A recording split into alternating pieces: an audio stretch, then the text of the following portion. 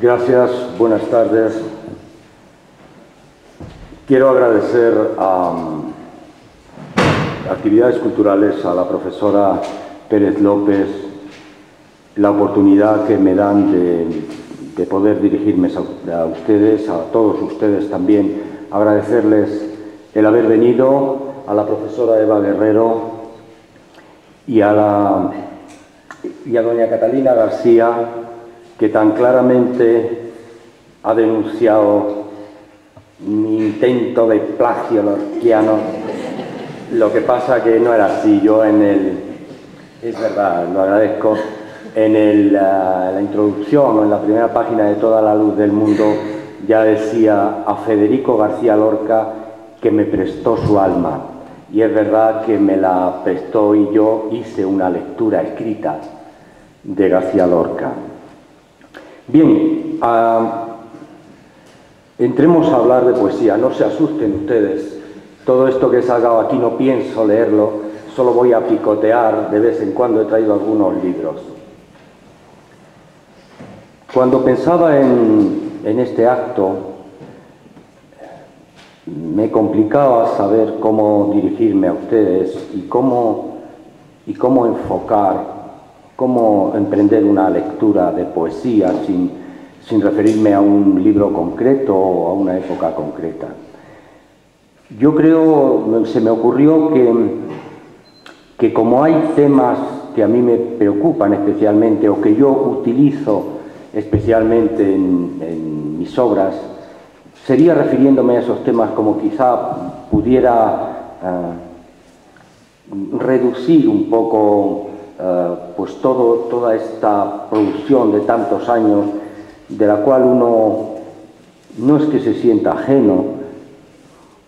Los que escriben poesía sabrán que cuando uno lee lo que ha escrito hace años, realmente no se siente ajeno a ello, lo reconoce como suyo, pero como más bisoño, como más puro quizá. Reconoce que aquellas angustias o aquellas preocupaciones, aquellos temas, los sigue teniendo, pero ahora como que los ve de otra manera, ¿no? Y yo tengo algunos temas que voy viendo y que voy pasando por ellos a través del tiempo y que voy escribiendo una y otra vez en mis libros, ¿no? Uno de los temas es el mismo hecho de escribir. Yo muchas veces me he preguntado por qué escribo y cada vez no he sabido qué responderme. Escribe uno utiliza conceptos por necesidad, porque tiene uno necesidad de comunicar, de expresarse, porque quiere uno ponerle música a las palabras que le brotan, porque quiere uno reconocerse, autoexplicarse. ¿Por qué escribe uno? Uno no sabe bien por qué escribe, pero esa duda se convierte en ocasiones en el tema de la escritura. ¿Por qué se escribe? ¿Qué es la escritura?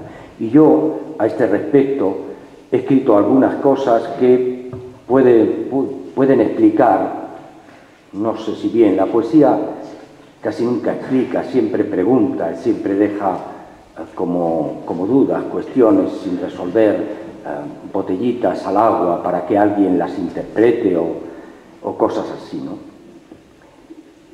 En uno de mis últimos libros, que se llama De Senectute, que a la vista está por qué, yo escribía una breve introducción en la cual quería, digamos, atrapar o llamar al lector para que supiera un poco cuáles eran las motivaciones, pues, de todo el libro. Y eso quizás sirva hoy también para explicar un poco también las motivaciones de este oficio de escribir. Dice así, no es exactamente un poema, son unas líneas. Entre el niño asesino que se desnuda al principio de este libro y que tiene mi nombre y mi equipaje, y el lugar que hay al sur que lo concluye, donde nunca estaré, se sucede una suerte de aprendizaje de la evocación por la palabra. Después de años y de libros, leídos, escritos, recordados y olvidados, La pura evocación que toma forma se muestra, quiere mostrarse, dejar a la vida en ello, vestida con ropajes de ternura. Así, un viaje a la noche, otra noche, más dice del ocaso pasado que del alba posible, más de un lugar preciso que es un mundo que de un mundo que ya tal vez no existe, de los amores puros, enormes cual pequeños universos, del arte que me acuna contra el frío, de algunos nombres sitio que son últimas luces. Para que exista el tiempo en los cuadernos, en este, por ejemplo, garabateado en verso, nada mejor que el ojo y no la brújula, el líquen de la voz después del fuego, la senectud que nunca está de espaldas. Y en la ciudad, en la calle, entre el humo y la muerte y la desdicha, cito la eternidad como bálsamo dulce para no llorar, para saber, aprender a saber, con la certeza impune de la edad, con el insomne brillo que deja la pasión al volverse costumbre, que nada da derecho a la desolación.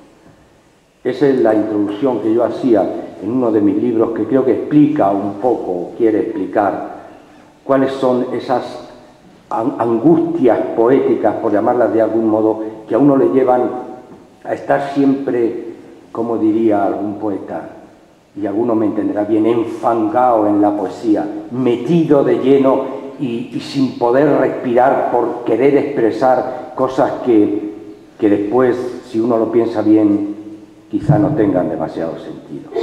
Sobre este mismo tema, y ya que estamos en el tema de la poética o de lo que es la poética, en este mismo libro de Senectute publiqué un poema que se llama Avant la lettre, antes de la carta, antes de escribir, antes de ponerse, que dice así: en la dislocación avant la lettre del arte, donde existe ese gran rastro en que nadie distingue lo que es falso y donde sin embargo permanece el afán por nombrar todas las cosas, es donde vivo ahora, donde existo, y a mi disposición encuentro el mundo como mi casa en ruinas, lleno de harapos hechos con vestidos que no sé quién ciñó con esplendor a una perfecta cintura hecha de triunfo. Hallé junto a ellos un manojo de llaves para no sé qué cajas fuertes, de la que solo una es la del tesoro, y estará, bien seguro, en la más enmohecida de la imaginación, que irrumpirá, aunque un instante apenas, entre las oxidadas cajas de este lienzo a punto de ser blanco, quiero decir papel, del negrísimo trazo de poner por escrito su imposibilidad. En esta especie de viaje por esta, llamémosla, metapoesía o explicación de lo que es para mí la escritura y la poesía en particular, en este mismo libro de Senectute publiqué un poema que se titula Escritura, que dice así: devastar el lenguaje, arracimarlo hasta que sienta el frío de las esquinas, los claroscuros del miedo y el vidrio del abandono, hacerlo lluvia para que pueda ser invierno, dar coartadas a la lengua y que nutra de voz la falacia y la gloria y el escándalo, violar el poema, sumirlo en solo letras, en racimos de nada que algo diga, escribir. Y ya para terminar con este libro, o otro poema, este tema de la metaliteratura o de la metaescritura o de hablar de lo que uno hace es muy recurrente.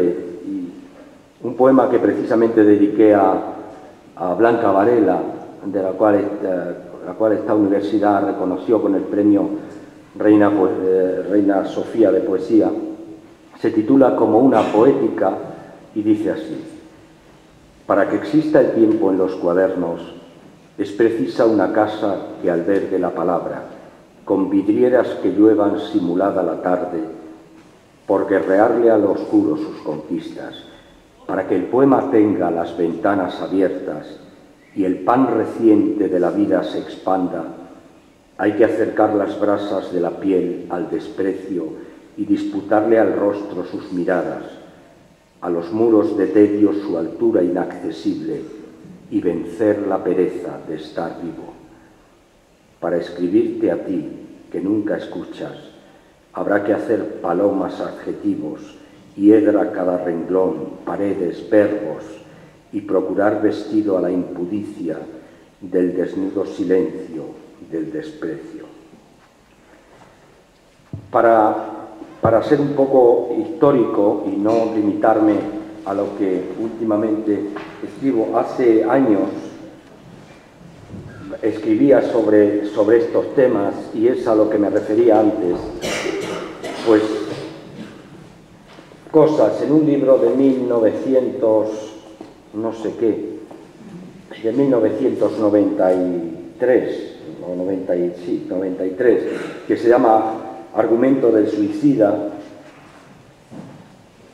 Tenía un poema sobre tema similar que se titula Ya ni la muerte, y entonces yo veía la escritura del siguiente modo: falaz fue acaso un tiempo en que la tarde, el ocaso, la bruma, la tormenta disputaban por ser alejandrinos, pulsación de desdén, septiembre siempre, y el joven bardo atento dibujaba, enterrado en dolor, casi suicida, puntillosos retratos que a la muerte en indefensa amante convirtieran, tal vez por una sombra, por un nombre, por una falda azul, por unos ojos, o por esas esferas que el insomnio revienta en desamor, o por hablarse, por buscar el pecado inabsolvible, el tentáculo muerto de la culpa de estar vivo. Y así, como una espada, la palabra jamás desnuda es casi todo lo por hacer, tan poca cosa ganar futuro al fin para morirse. Hoy el bardo no aventa las cenizas del amor que no fue, ni de la tarde, ni la perdida luna, ni las alas de cruda desazón. Ahora investiga en oscuras gramáticas el ritmo, la precisa expresión, y como el musgo deposita adjetivos sobre el poema y en su textura enmarca diagonales, composición de luz, punto de fuga, transmutada en jardín la periferia que de todo abjuró, ya ni la muerte. Y en este mismo libro tenía otro poema que se llama Naturaleza del poema, y yo creo que ya como para acabar con este tema de la naturaleza del poema, dice así: desguarnecida y sola, iris y polvo congregado en las manos, vibrante y deshabitada, así la escritura del poema, llegada como siempre de puentes colgantes, de futuros imperfectos, así, transcurridora y célibe, gentil, desaliñada, se estea en un instante, se oza en la nostalgia, no surge de conjuros, no surca los aliños, la pena, la palabra, la nostalgia, la espera, desciende clara de un cercano cielo y su peso es el del agua, y su rumor de intemperie y el fondo el cuento de sus manos, la más cara virtud del entretanto. Dobla, apacigua, tiembla, siembra incertidumbre, y sin embargo el idioma transcurre su placidez, mortal, ilusionada, prisionera, su impericia infantil, su caudal de sílabas golpea la cordillera inútil de la desesperación, el eco de los sueños, el mismo nombre del hombre, tibio rutilar de versos surgidos de una luz inexistente, intimidad dormida e irreductible, poema la misma llama, la fronda de la llama, la tarde de la llama, el exceso, el claro, el fugitivo, el aliento del poema cuando huye. Bueno, hay otro tema en el cual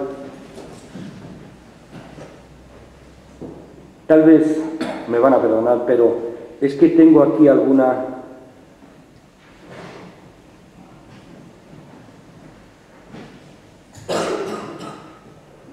No, perdón, es que tengo alguna cosa inédita sobre este mismo tema, pero veo que voy a cambiar. Un tema es la ciudad, esta ciudad, como todos estamos aquí, ya no hará falta explicarla, ni describirla. Esta ciudad es esta ciudad. Y esta ciudad, la gente de esta ciudad, o cierta gente de esta ciudad, o las costumbres, o la historia, o el hálito, o el frío, como decía García Sánchez, de esta ciudad, o el frío interno, externo, lo que te provoca, donde vives, eso influye en lo que uno hace, y cómo uno es, y en lo que uno escribe.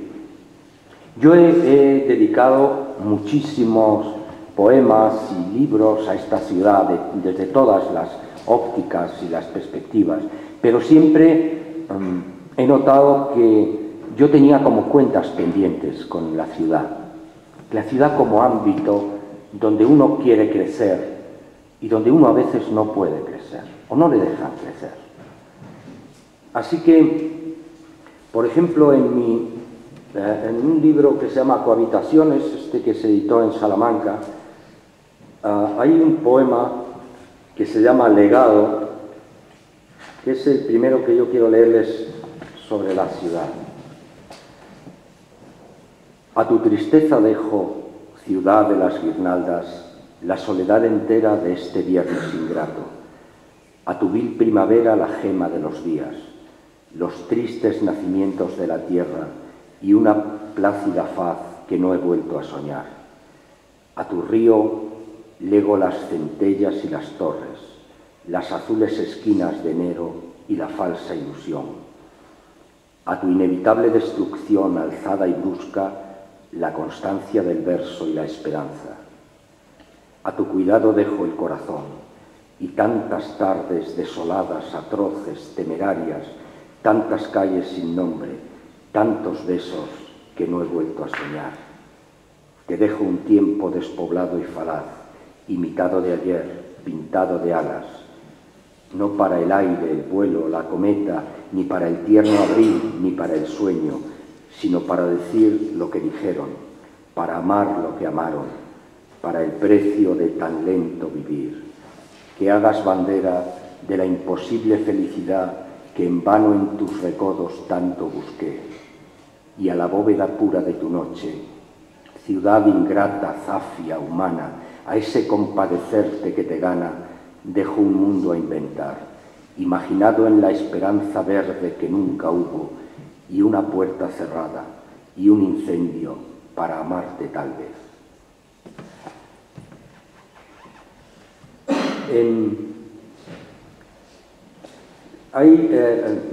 Tengo muchos poemas en distintos libros del mismo tono, pero en un libro del cual me siento, de todos me siento como así, pero de este me siento un poco más así. Si es que lo he traído, no me debo sentir muy mal porque no lo he traído. Sí, de Desencuentro en el Mántica, que ya en su título se enuncia, ¿no? Es un desencuentro en esta ciudad. Y me gustó porque además fue premiado con el premio José de Espronceda. José de Espronceda fue mi referente de niñez, el primer poeta que yo quería imitar. Yo quería escribir el canto a Teresa y la canción del pirata y el diablo mundo, yo quería escribir eso. Y cuando fui a recoger el premio, les cuento una anécdota, yo iba con toda mi memorización de Espronceda desde mis años mozos, yo me sabía casi, no hombre, el canto a Teresa entero no, pero por lo menos 12 o 14 estrofas. Y entonces yo me las quise dar de listo, y lo que le pasa a los que se las quieren dar de listo es que siempre quedan como tontos. Y entonces yo les dije lo que les estoy diciendo, yo desde niño quería ser Espronceda y tal, y yo quería escribir aquello y les cité mal la primera estrofa del canto a Teresa. Me confundí Y yo creo que cité a otro poeta, no. Bueno, les hablaba El desencuentro en el Mántica es un libro que tiene dos partes. Una es un largo poema de diálogo, digamos, con la ciudad, en el tono un poco del que les he leído o así. Y en la segunda son una serie de pequeñísimos poemas que yo dediqué este libro a In Memoriam ya a Aníbal Núñez, que me parece que conoció, escribió y describió esta ciudad como pocos, y sobre todo los filos de esta ciudad. Y les decía, la segunda parte son una serie de pequeños poemas que yo voy a leerles así seguidos, que son como, no me atrevo a decir que son como los pequeños poemas japoneses que también redacta alguno de los presentes, pero de poquitos versos, ¿no? Ciudad descalza y mía, tanta vida evitada por tus siglos, que es ya todo remoto, todo historia, ni acariciar descalzo supiera tus caminos. Buscas, ciudad, los días que le den argumentos a los hilos de plata de tu arrabal anciano, cual un ángel que, habitante de ti, perdiera el cielo. Alimentar el alma con las piedras, ser el amante eterno de fachadas, es el destino solo que se ofrece al que mira cómo transcurre abril, sangre tras sangre. El río no está. ¿Qué fue de su abundancia? ¿Qué de sus hermosísimos ahogados que una vez alcanzaron con los dedos la alegre desventura de fundirse en su murmullo azul, cual su agonía? Amor presta al amor sus hornacinas, le regala sus nichos, le acaricia, le abraza, y jamás desvelados sus eternos amantes se repiten, se imitan y se vuelven espejos. Ciegos al mal aquí, ajenos a la noche, asentada en las sienes la memoria del miedo, nuestra lengua cobarde despereza la historia, desempolva estandartes, se diluye en recuerdo y todo es ya otra vez costumbre y terciopelo. Ese árbol aún está. La penumbra recibe al viajero cansado que se acerca a las torres de esta ciudad infierno convertida en fantasma de brazos nunca abiertos al prodigio. Me gustaría leerles ahora sí sobre este tema y ya para cambiar algún inédito. Tengo un inédito aquí que espero editar pronto para no volverme loco. Es lo que decía Borges, ¿no? Lo malo de no hacer imprimir las obras es que se va la vida en corregirlas. Pues el reencuentro es una especie de otra instancia, otra vez, el desencuentro en el Mántica, otra vez el legado a la ciudad, otra vez la obsesión, otra vez las mismas cosas. Los poetas me van a entender muy bien. Otra vez volviendo a intentar explicar cosas que uno siente, que uno percibe, que a uno le impiden respirar, y uno vuelve a intentar explicárselas y explicarlas. En este libro que se llama Reencuentro,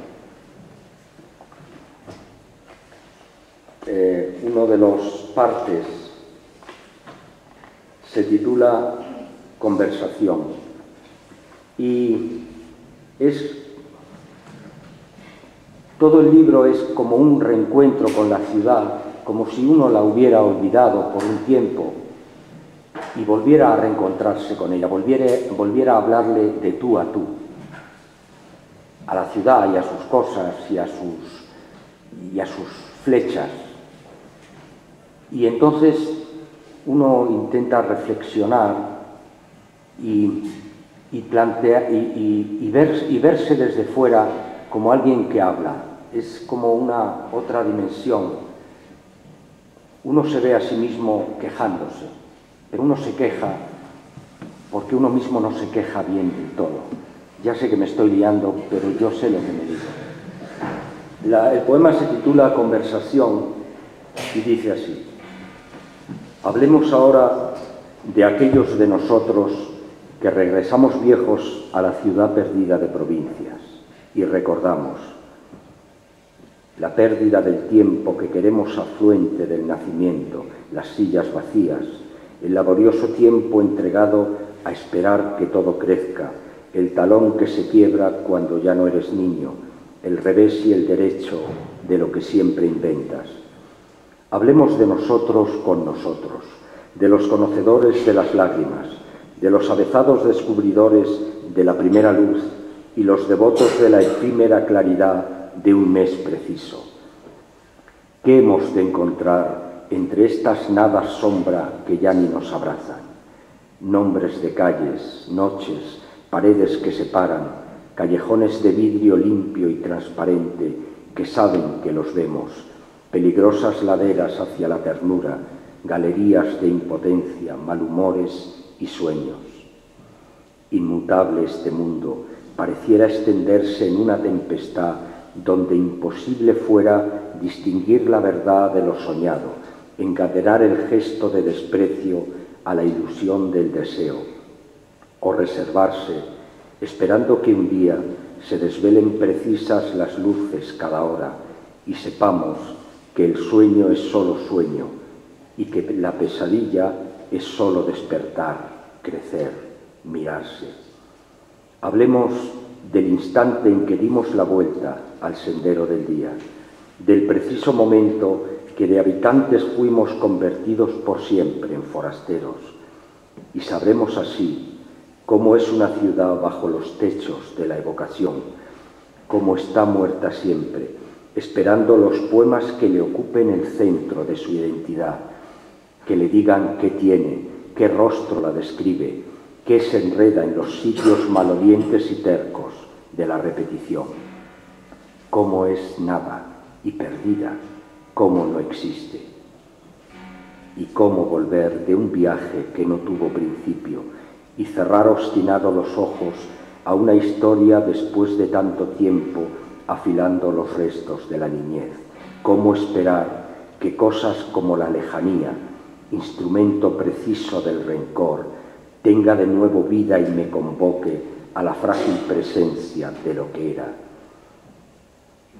Como un ciego en las calles austeras, donde sucio el esclavo pequeño de los otros vivía, imposible es la aurora, imposible es la aurora. Bueno, veo que nos estamos y quiero avanzarles algún otro. Ahora pasemos ya a una pequeña evocación de lo que uno es. Al final les hablo de la escritura, de la pulsión de la escritura de la ciudad, de los cárceles de la ciudad. Pero todo eso está muy relacionado con la conciencia de la primera conciencia que uno tiene, la niñez como territorio de todas las partidas, como inicio de todos los caminos que uno nunca llegó a recorrer. Uno solo recorrió un camino, pero la niñez se ofrecía como una flor, se ofrecía la posibilidad incluso de ser feliz. Y después, con la perspectiva del tiempo, uno como que le reprocha a la niñez o al tiempo aquel o a uno mismo que no fuera posible la ternura, la caricia, la felicidad, que uno llegara a ese otro punto de la imaginaria flecha del tiempo como tarado, como tocado por una especie de, no sé si llamarla así, negatividad, o con una especie de depresión vital de la que uno quiere huir, y uno utiliza cosas me parece que lo leía Catalina, para huir de la noche. Y entonces la niñez, uno siempre intenta también pasarle, rendirle cuentas, escribirla. ¿Qué pasó? ¿Qué era el niño aquel?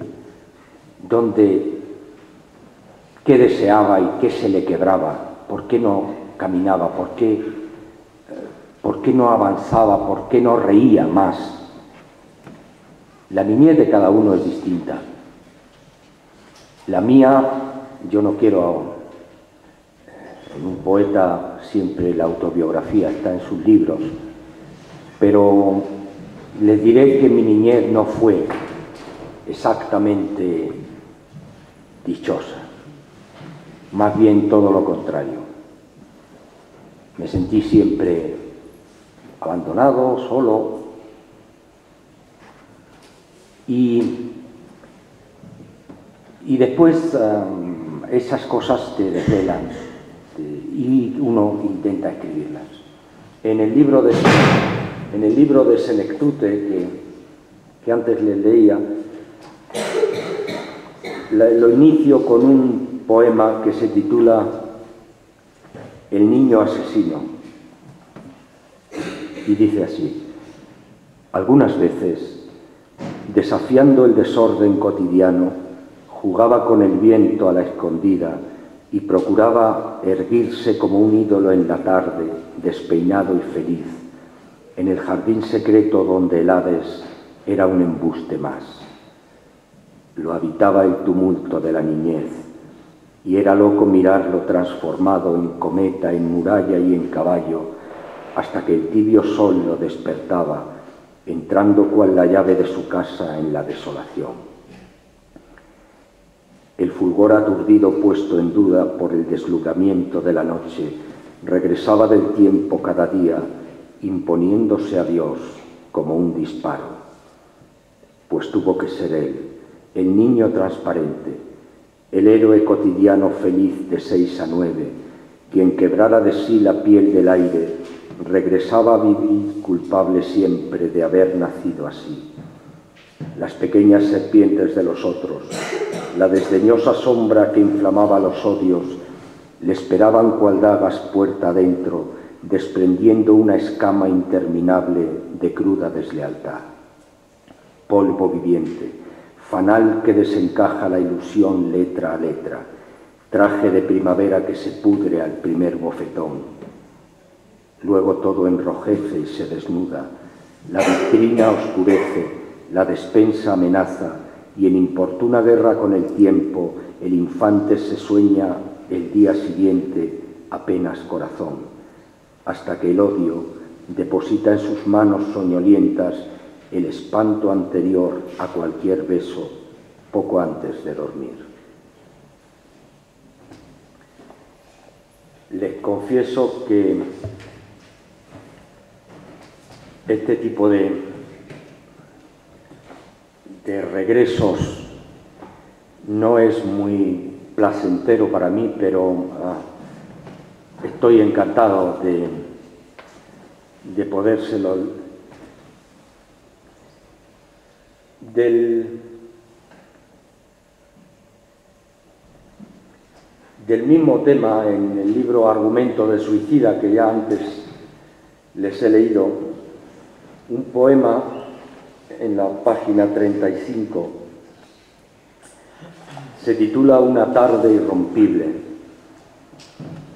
y dice así: y yo que puse el futuro en 4 besos, adolescente azul, una mirada que era capaz del mar entre los dedos, y una tarde sin llanto tan oscura, la virginal muchacha arrebatada me permitió entrever entre sus ojos un mañana total, limpio de eneros, un ensueño dichoso que en sus manos adivinaba ya poemas distantes, colección de postales, despedidas, y una pena tan propia, tan yo mismo, que sí que tuve amor en un instante.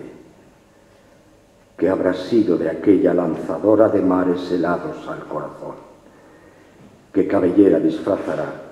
¿Qué sueños? qué multiplicaciones estivales hará para el recuerdo. Desbaratado amor, y sin embargo, en su aljaba es el mismo el alboroto, la memoria, el festín y la saliva, aquella tarde desasida y perfecta, por mucha hondura y bruma, por muchas sábanas ajenas, compartirá conmigo en el espacio, insomne en el olvido, quizá olvidada, voladora pequeña, como los calendarios.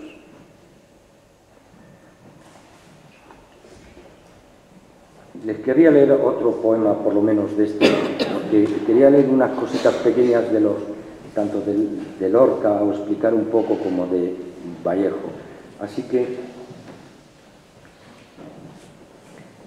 de un libro que se llama Para cuando anochezca,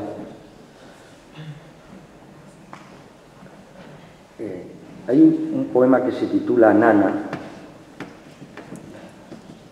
que es, como su propio nombre indica, claro, una nana, o más bien, ya no sé dónde lo tengo, perdón, no es de este libro, es de este otro.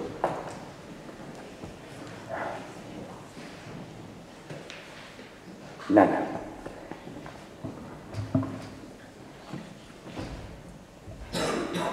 En esta ciudad hay una mujer sentada en un cuarto que conozco.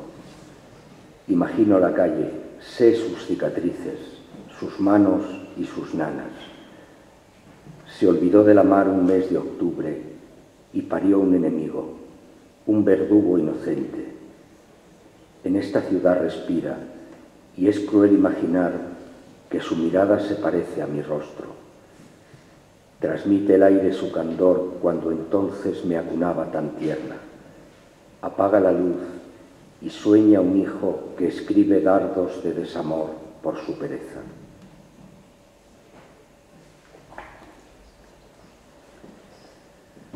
Y de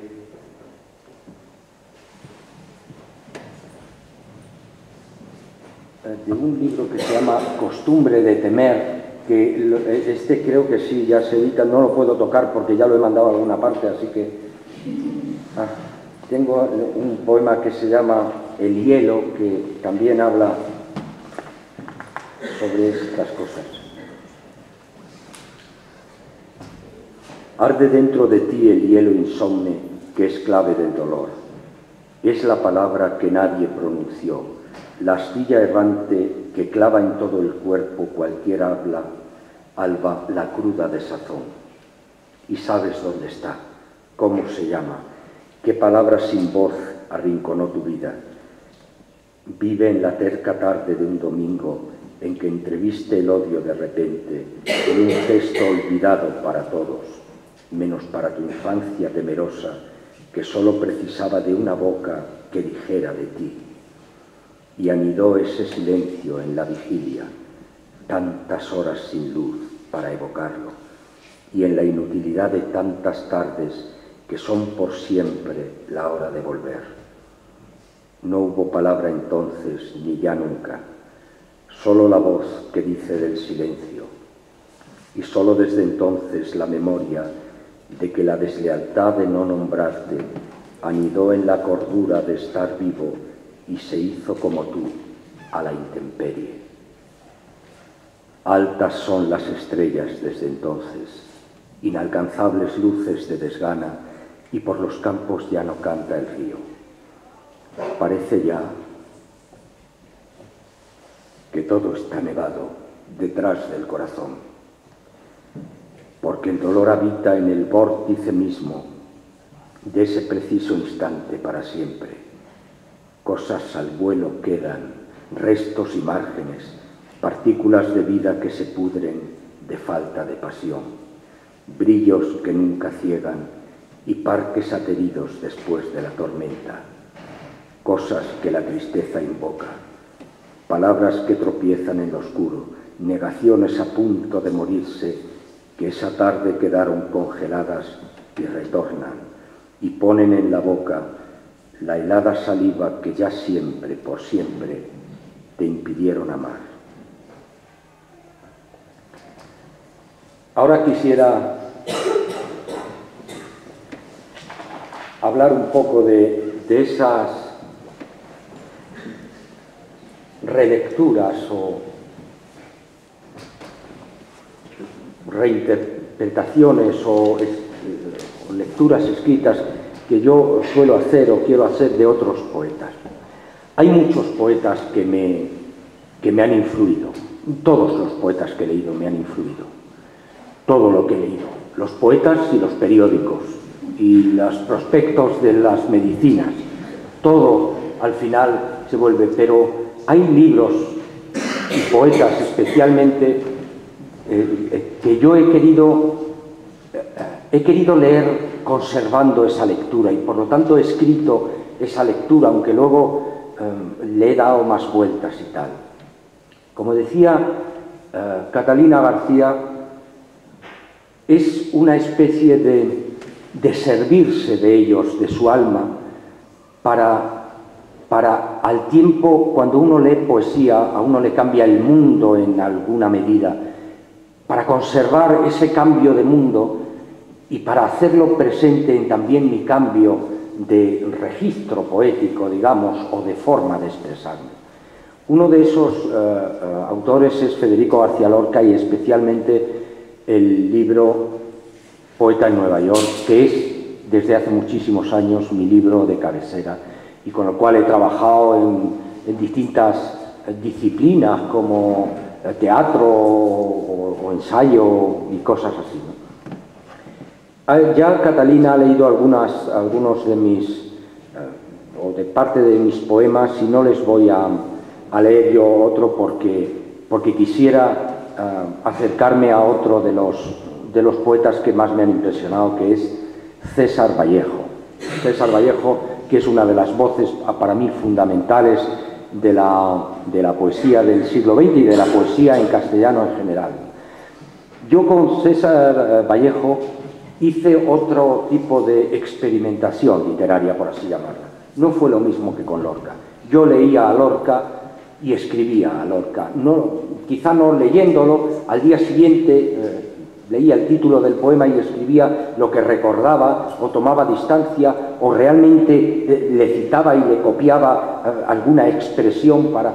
Pero a César Vallejo no, a César Vallejo lo vi sobre todo como un hombre sufriente que era, que escribía Los Heraldos Negros y Trilce principalmente, y los escribía como yo escribía, angustiado en el mismo hecho de la escritura. Él se citaba a sí mismo como alguien sufriente en el pasado, y a mí me pasaba eso. Yo les he leído algunos poemas que remiten a circunstancias de mi niñez o de mi formación, y yo a César Vallejo lo veía también así, como alguien sufriente, y por eso me identifiqué mucho con César Vallejo, además de que me interesaba literariamente mucho, y escribí este libro que se llama Un dulce no ser, que es una expresión de César Vallejo, el no ser. Él inventaba palabras y además muy afortunadamente casi siempre. Y yo escribí este libro que habla a veces de poemas suyos, a veces de su vida o de circunstancias vitales, a veces de su familia o de él mismo, o de cómo yo me lo imaginaba a él mismo, o del momento de su muerte, o de sus amistades o de su familia. Yo me imaginaba a un hombre múltiple que vivía y escribía y sufría y hablaba y al mismo tiempo. Lo de César Vallejo era para mí como una presencia así como múltiple, y yo así lo intenté reflejar en este poema que premiaron en la ciudad de Alcalá de Henares, pues no sé por qué. Les quisiera leer un par de cosas para que... un poema que se llama Ágape, que también es homónimo de uno de César Vallejo de Los Heraldos Negros, dice así: cada tarde precisa su pedazo de muerte, su milésima parte de ceguera y olvido, lo que bebe la pena sorbo a sorbo. Y si nadie visita al varón que agoniza, algo ajeno se torna en el alma que espera, hundiéndose el cuchillo poco a poco. Pues cada puerta hubiera de dibujar un rostro, una presencia sola en el quicio del mundo, y no la abdicación hilo tras hilo. Hoy no ha venido nadie, ni una aguja, ni un odio, y por eso el que escribe cada vez más se aleja de la tierra que abriga culpa a culpa.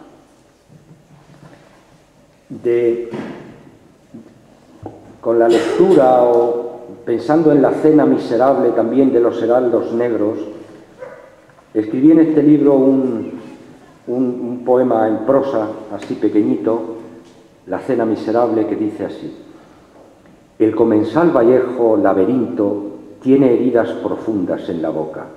Calla, recuenta los instantes que el corazón le dicta y se sienta a la mesa, desvelado y absurdo, en el eterno ocaso de otra recapitulación. No pidió los altares que la ebriedad le ofrece, busca fantasmas, conjura un verbo extraño de amarga esencia humana que lo salve. Oscuro todavía, pone límite al mundo en un instante. Ordena la memoria bañado en llanto y dice al aguacero hermoso que le impide la huida, su pasión y su tumba. Y con negra cuchara toma su redonda, su perfecta amargura y se abandona al vino de la agonía. Y luego ya termino con este libro, un pequeño poema que se llama Espergesia, que también es homónimo de uno de César Vallejo y que es como una especie de, no me atrevería a decir de broma, pero es como una contestación también a un juego de palabras que hacía César Vallejo. La enfermedad de Dios es poca cosa mientras César Vallejo no esté enfermo, pero sucede siempre. Dios no muere y Vallejo se pudre en el infierno.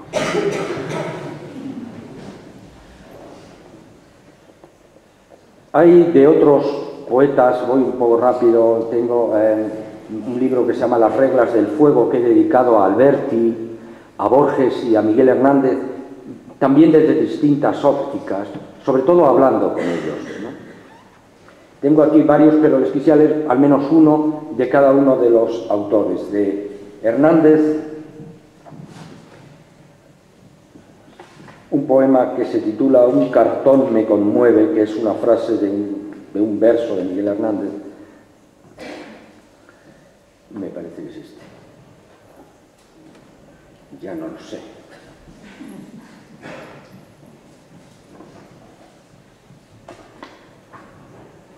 Disculpen. Sí. Nunca se escucha el mar, Miguel, y nunca, en el íntimo espacio de un recuerdo, la primavera estalla y se hace carne. Nunca la humilde casa que fue sombra se hace siquiera ruina cuando miras un cartón con su imagen al poniente. Sin embargo, esa casa y esa playa huelen, saben, palpitan y dan sombra al sediento varón que sabes que eres, casi todo cautivo, salvo el alma. De Alberti, después de la lectura del Cuerpo deshabitado, uno de sus poemas, o el Madrigal sin remedio. Se titula Madrigal sin remedio, como un poema de Alberti, y dice así: bebe en mi cuello todos los veranos, haz una hoguera dentro de mis ojos, déjame que te llueva, que germine en tu cara el color de esta mañana, y pon a salvo luego la nostalgia, hazme un ramo de ti que huela a noche, clausura a cal y canto los recuerdos, y olvida la verdad de este hasta nunca. Y bueno, de Borges, pues Borges, perdón por mi atrevimiento de releer a Borges de esta manera, es demasiado grande Borges, al menos para mí, pero así lo tengo aquí. Se llama Poema de los dones, como uno de Borges, y dice así: la lágrima de Ahab y las de Ofelia, el estruendo de Thor y la venganza de Macbeth, los infiernos de Virgilio y el laberinto de la enciclopedia, la memoria reescrita de Ginebra, el alelí de Nora entre las hojas de lo que Paul Grossac dejó escrito y la magnificencia de los atlas. Ahora oscuro y memoria repetida, en el umbral que acecha cada tacto, con olvidar la puerta que los nombra y que los nombrará. Pero declina a Borges la autoridad de recordarlos y piensa solo en una biblioteca donde vence la voz a la tragedia, el libro a la escritura, el aura al nombre, y ya solo es Melville, Shakespeare o Dante quien habita los muros de la sombra.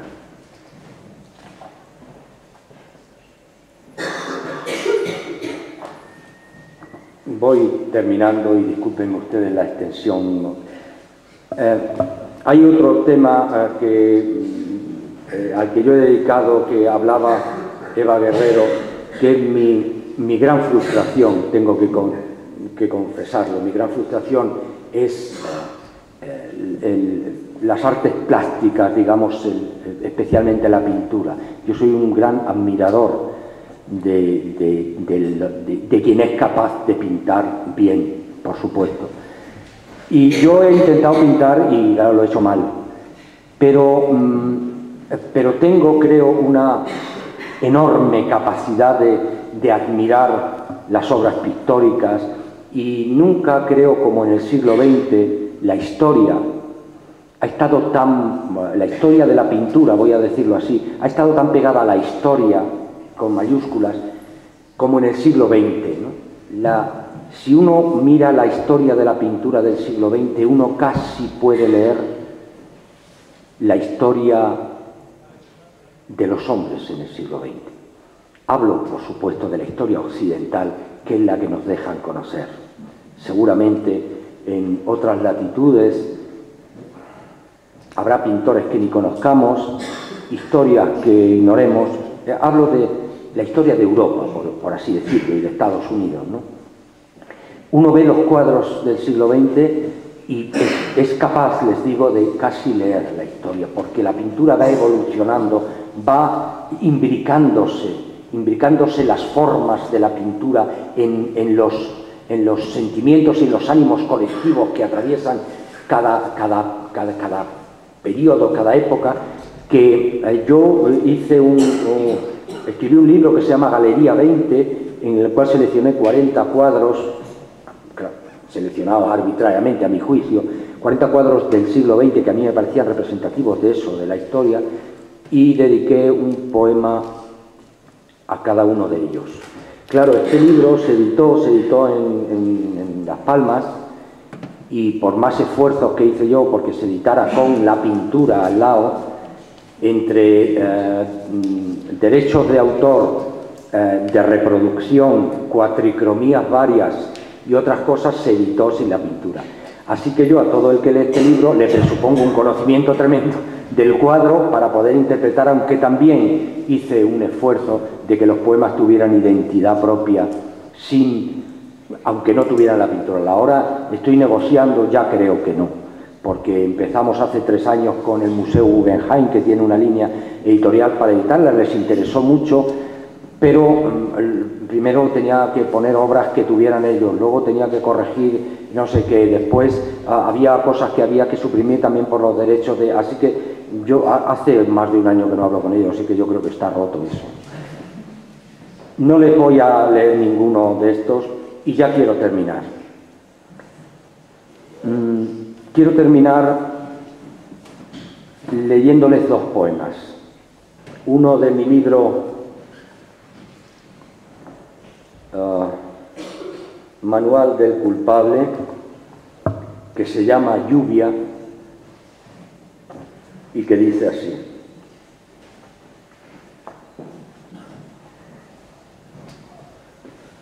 llueve el tiempo como el sueño, desmedido, fugaz y entero. Llueve en lejanas aduanas del recuerdo, donde la tarde pace mansa y aguarda otro zarpazo de soledad. Llueve el sino y el ópalo oscuro de la desesperanza. Llueven ojos en la ciudad desnuda y teje el otoño un sabor a pizarra descarnada, donde el infante llovía pura vida tan entonces. Llueve enero deslumbrado. Escribo lluvias y caballos de agua. El sol pone tapices en los ojos y ciega la nostalgia. Por eso llueve como única justificación de la herida, de la voz y la memoria. El tiempo antiguo tiene olor de agua. Recuerda la piel mojada y un leve escalofrío húmedo. Debiera haber llovido menos pena, pero diluvió vejez desde tan temprano. Llueve y el niño que soy se extingue en la cabeza. Están gritando dentro y no detengo el tiempo a pesar de la tinta. Llueve en la grieta abierta de mi frente. Y ya para terminar, de mi libro Costumbre de temer, como para cerrar todo esto y para que ustedes me conozcan un poco más, si es que no he quedado ya en ridículo leyendo todas estas cosas, un poema que es un poquito más largo que los otros, que se titula Confesión, y que es donde yo estoy en todos, pero es donde estoy últimamente. Dice así: débil siempre ante el mundo, no me enfrento de igual a igual con nada, y envilezco cuando a través del sol de la memoria construyo la tiniebla de los sueños. Hasta la gota de agua me es ajena, y ni siquiera el trueno o la tormenta merecen mi atención. Ya no ilumino el puente donde cruzan los recuerdos con la verdad de hoy mismo. Indiferente, me afirmo solo en átomo, en certeza de que el mejor final es el principio. Ni el color del cristal, ni la indecisa mirada desde enfrente que me acosa son más que desperdicios que el otoño aventará cual hojas esta tarde que tiene fecha inútil. Justifica el tedio de mirar cómo sucede, porque al final, adverso y consecuente, castigo la nobleza de estar vivo, y complaciendo a tirios y a troyanos, contra la azul pereza de evitarlos, crece en mí la nostalgia de haber sido el diminuto líquen que reposa sobre la piedra gris de la desgana. He guardado la ropa en sus estantes, sobreviviendo apenas con un nombre que no es igual que yo. Viejo dormito sobre el cañizo eterno del silencio y me dejo querer. Queda la historia, el baile con la muerte a cada hora, los brazos que repiten que el orgullo es una absolución, pero me mienten. Bien sé que este lugar no es una casa, que el norte no está aquí, y que desprecia a cada ocaso la luz de cada aurora, que no queda memoria de lo dicho, y el musgo cubre todas las pisadas que alguna vez, en otro sol de invierno, te trajeron aquí. Ahora ya solo, cada vez más histrión y saltimbanqui, vocifero, me enojo, gesticulo como si no pudiera ser cobarde, como si fuera aún el niño triste que una tarde arribó a las deslealtades de aquella pasión dulce por nombrarte que me dejó sin voz. Ahora ya es siempre. He quemado los labios al callarme, agoniza en las manos la caricia que nunca merecí. Soy ahora el héroe que, envuelto en la ceniza y derrotado, abandonó el asedio y orgulloso el corazón estéril para el sueño. Abandonó el clamor del escenario donde mostró tan fiel, sin una sombra, el verdadero rostro de aquel hombre que se parece a mí. Y el nauseabundo olor que la vergüenza deja en casa se apropió del secreto más celoso, del misterioso afán de estar despierto. Pero no fui culpable ni siquiera de los sueños que hurtaba a la memoria, ni la orfandad del crimen hizo huella en el futuro claro que esperaba. El dilema era así: ser de los otros o ser solo de mí. Cuántas palabras debilitaron luego el estandarte de la oración, el juego y la derrota. Ahora que la certeza del infierno se ha convertido en mueca de usurero y el espejo se muestra repulsivo a lo que no se ve, Ahora que intento sortear la vida en medio del olvido, sé que el inevitable desconsuelo es la patria de todo pensamiento. Sin saber para qué, este asesino que simula saber lo que le pasa, sigue creciendo en vano y se confiesa en la expiación de estar constantemente condenado a vivir. Muchas gracias.